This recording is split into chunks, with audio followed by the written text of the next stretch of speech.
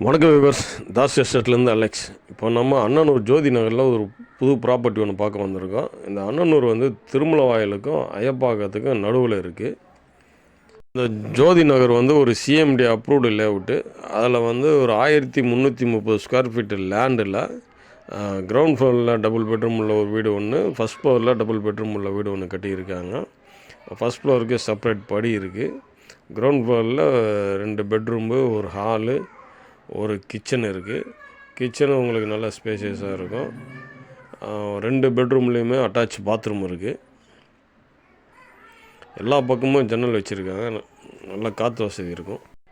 இந்த வீடு வாங்குறவங்க ஒரு ஃப்ளோரில் அவங்க இருந்துட்டு இன்னொரு ஃப்ளோர் வாடகைக்கு விடலாம். இது வந்து வடக்கு மேற்கு கார்னர் பீஸ். இது 2 பக்கமும் 20 அடி ரோடு. ஃபஸ்ட் ஃப்ளோர் போகிறதுக்கு செப்பரேட் படி இருக்குது. ஒரு பக்கம் கேப் விட்டே கட்டியிருக்கிறாங்க வெளிச்சத்துக்காக, காற்று வசதிக்காக. இதுலேயும் அப்படி தான். ஒரு பெரிய ஹாலு, 2 பெட்ரூமு, ஒரு கிச்சன் இருக்குது, ஒரு பூஜை ரூம் இருக்குது. இது இல்லாமல் இதுக்கு மேலே செகண்ட் ஃப்ளோரில் ஒரு ரூம் ஒன்று இருக்குது. ஒரு ஸ்டோர் ரூம் மாதிரி கட்டியிருக்கிறாங்க. கிரவுண்ட் ஃப்ளோரில் பார்த்தீங்கன்னா கவர்டு கார் பார்க் இருக்குது.